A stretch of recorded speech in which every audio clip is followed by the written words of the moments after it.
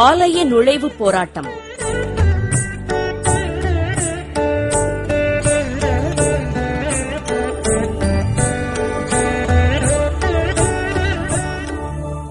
ஆயிரத்தி 857 நடந்த பெருங்கிளர்ச்சிக்கு பின் 50 ஆண்டுகளில் இந்திய தேசிய உணர்ச்சி விரைவாக வளர்ந்தது. சீர்திருத்தவாதிகள் ஜாதி முறை, குழந்தை திருமணம், சமூக வேறுபாடுகள் ஆகிய சமுதாய கேடுகளை சாடினர். அறிவின் துணை கொண்டு சமுதாய சமய பிரச்சினைகளை பகுத்தாராய்ந்து பிரச்சாரித்து வந்தனர். இந்திய தேசியம் என்ற உணர்வு நீண்ட காலமாக பல்வேறு காரணங்களின் ஒருமித்த விளைவால் தோன்றிய பொது உணர்ச்சியாகும். இந்திய புவியியல் அமைப்பு, பண்பாட்டு பொதுமை, இன ஒற்றுமை என்ற தாய்நாட்டு பற்று, அரசியல் அவலங்கள், வரலாற்று விளைவுகள் ஆகியவை இந்தியரின் அடிப்படை ஒற்றுமையை உருவாக்கியது. அந்த அடிப்படை ஒற்றுமை முகலாய ஆட்சியின் போது மங்கி போனது. 17ஆம் நூற்றாண்டில் மராத்தியரது எழுச்சியில் இந்தியரின் ஒற்றுமை உணர்வு மறுவாழ்வு பெற்றது. அந்த உணர்வுதான் 18ஆம் நூற்றாண்டில் பொது வடிவம் கண்டது.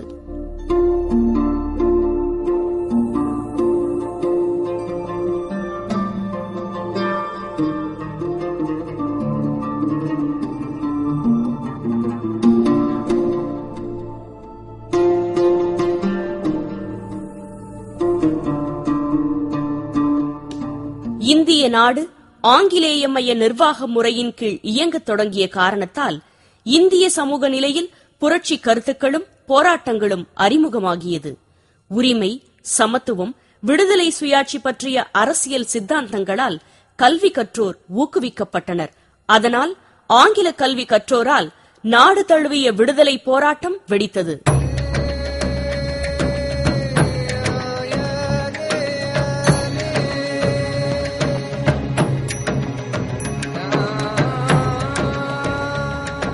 ஆங்கில கல்வி மூலம் பெற்ற மேலை பண்பாட்டின் காரணமாக இந்திய பண்பாடு மாற்றமடைந்தது. பரம்பரை ஆதிக்க சக்திகளின் பிடியிலிருந்து மனிதன் விடுபட்டான். சமுதாய நீதி, பொருளாதார சமத்துவம், அரசியல் உரிமைகள் பற்றிய புரட்சிகரமான சித்தாந்தங்களால் இந்த சமூக நிலை மாற்றமடைய தொடங்கியது. இவற்றின் விளைவாகத்தான் 19ஆம் நூற்றாண்டில் மேலை பண்பாட்டு மூலம் எழுந்த சவாலை சமாளிப்பதற்கு தீண்டாமை ஒழிப்பு போராட்டம் நடந்தது.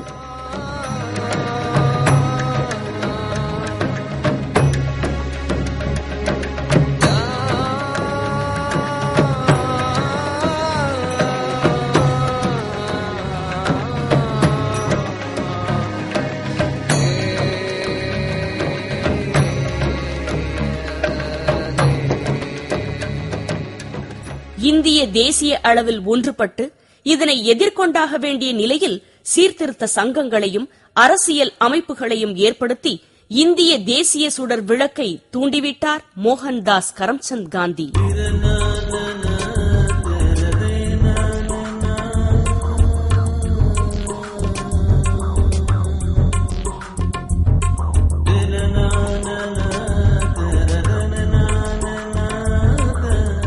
தீண்டாமைக்கு எதிராக சீர்திருத்த சங்கங்களாலும் சமுதாய பிரச்சாரங்களாலும் இந்தியாவில் விழிப்புணர்வை உருவாக்கினார்.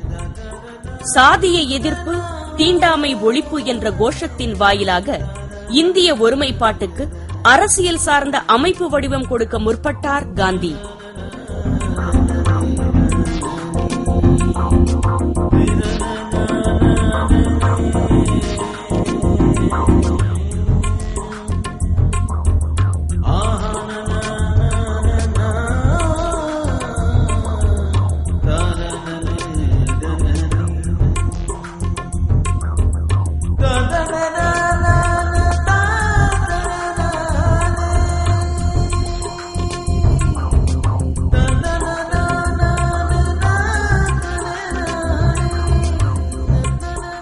இந்தியாவில் சட்ட மறுப்பு இயக்கம் நடைபெற்றுக் கொண்டிருக்கையில் பிரிட்டிஷ் பிரதமர் ராம்சே மக்டொனால்டு தனது வகுப்பு வாரி தீர்வை 1932 ஆகஸ்ட் 17ஆம் நாள் அறிவித்தார்.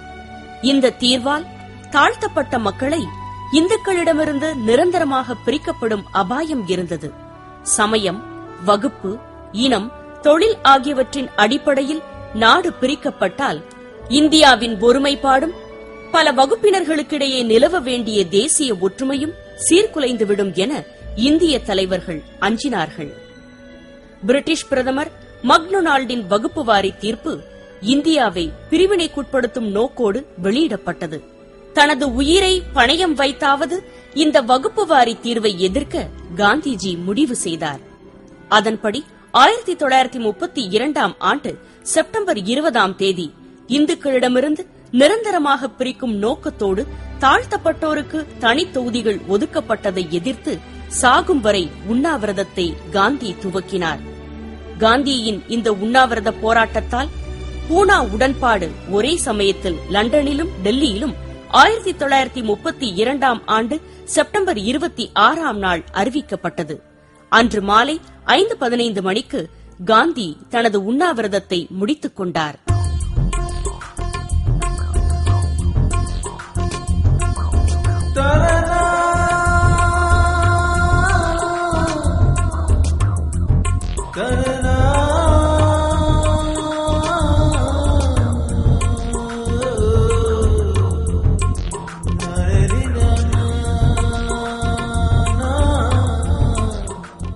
இதனால் காந்தி மரணத்தின் பிடியிலிருந்து காப்பாற்றப்பட்டார். தாழ்த்தப்பட்ட மக்களின் உயர்வுக்காக காந்தி எழுப்பிய குரலுக்கு இந்துக்கள் செவிசாய்த்தனர். தீண்டத்தகாதோர் என்று கருதப்பட்ட தாழ்த்தப்பட்டோர் இந்தியாவில் அரிஜன் என்றும் கடவுளின் குழந்தைகள் என்றும் அழைக்கப்பட்டனர்.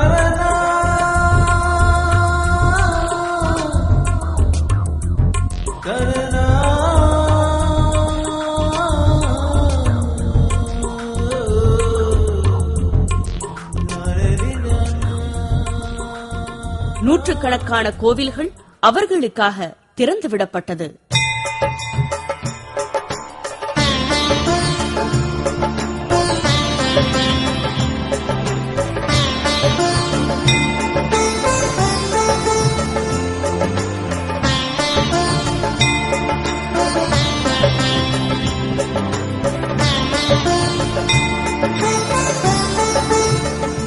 யங் இந்தியா என்ற பத்திரிகைக்கு அரிஜன் என பெயர் மாற்றம் செய்தார்.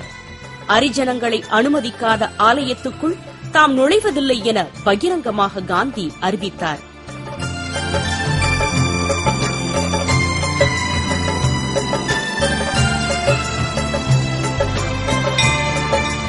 அதன்படி இந்து கோவில்களுக்குள் செல்லும் உரிமையை செயல்படுத்த காங்கிரஸ்காரர்களே தலைமை தாங்கி அரிஜனங்களை கோவிலுக்குள் அழைத்துச் சென்றனர். ஜாதிய சனாதன கோட்பாட்டு இந்துக்களால் இந்த முயற்சி தடுக்கப்பட்டது. அதனால் அதை ஒரு அறப்போராட்டமாக காங்கிரஸ் நாடெங்கும் நடத்த முடிவு செய்தது. வரலாற்று முக்கியத்துவம் வாய்ந்த இந்த ஆலய நுழைவு போராட்டத்தில் பெரும் பங்காற்றியது மதுரை காங்கிரஸ் தொண்டர்கள்தான்.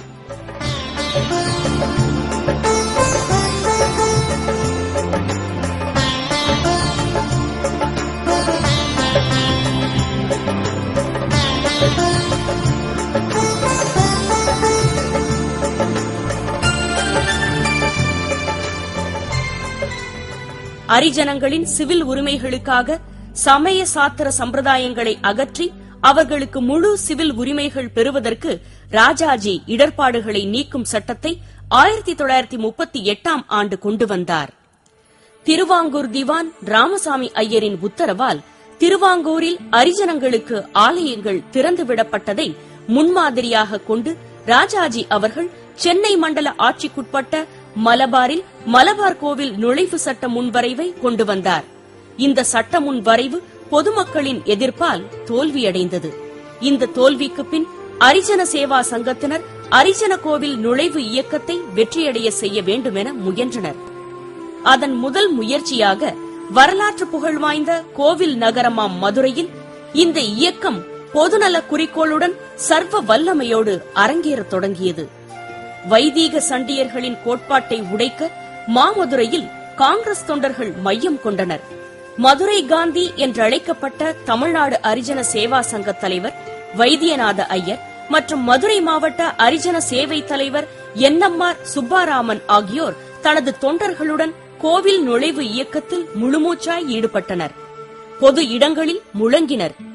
சிதம்பர பாரதி மற்றும் பல அரசியல் தலைவர்களும் அரிஜன சேவா சங்க தொண்டர்களும் வைத்தியநாத ஐயர் தலைமையில் ஒன்று சேர்ந்து மீனாட்சியம்மன் கோவிலுக்குள் அரிசனங்களை அழைத்துச் செல்ல ஆயத்தமானார்கள். இந்த பிரச்சாரம் தொடர்ந்து 5 வருடங்கள் மதுரையில் நடந்தது. யுகயுகமாக பழக்கத்திலிருந்த ஜாதிய துவேஷத்தை அகற்றி தீண்டாமைக்கு முடிவு கட்ட சமூக நிலையில் பிறப்பால் உயர்வு தாழ்வு